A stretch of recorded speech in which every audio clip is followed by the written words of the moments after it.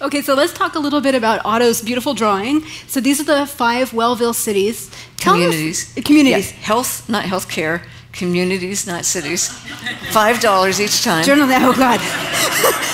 This is real-time editing. All right, so tell us a little bit about why these 5. Was the idea 5 that had lots of things in common, or they're each their own sandbox? So it originally began 2013. I talked to Peter Diamandis, and I had been on the judging panel for the Healthcare X Prize, which ended up not happening.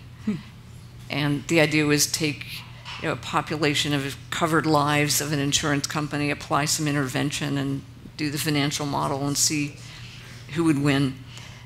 For a bunch of reasons, it didn't happen. And I asked Peter, would you mind if I just kind of lightly said this is kind of like an X Prize for health as opposed to care?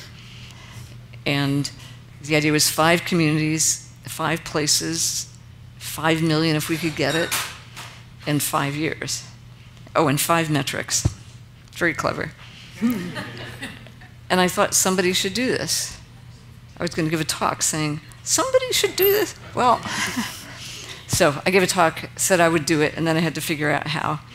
And I will make this very brief, but as I was exploring, brainstorming, trying to figure out what this all was, there was a guy who showed up in, better dressed than I was, or most of my friends, who asked, so how are you going to fund this? What are you going to measure? How are you going to pick the communities? All these awkward questions. And he didn't go away. I had lunch with him, and he became our CEO. He brought in Jeff Domland. So we decided, well, Rick's a very orderly guy, so we spent a fair amount of time thinking about all these questions, and finally I said, let's just find some communities.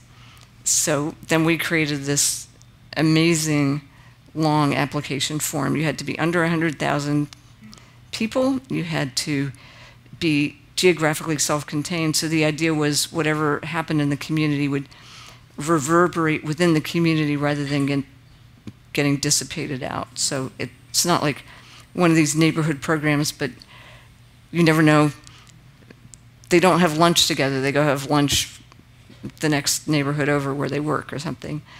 And third, you need to have some kind of multi-stakeholder coalition. There needed to be some body that was applying, that was already trying to do something with the community's health. So it wasn't, we're going to find 5 communities and a nice white lady's going to show up and tell you how to live. It was much more, we're going to give you coaching to do what it is that you want to do, but we'll help you do it smarter, we'll help you find funding, but we're not going to give you money, and we're not going to charge you.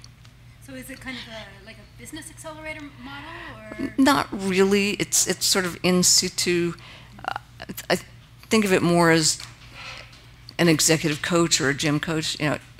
We will tell you about the new gym equipment. We'll advise you which gym might be good, but you're the one who has to get up at 5:30, and it's your body. So, the community has to own it, and they have to go to the gym. On the other hand, it's theirs, and we don't give them fish. We don't teach them how to fish. We help them build their own fishing schools.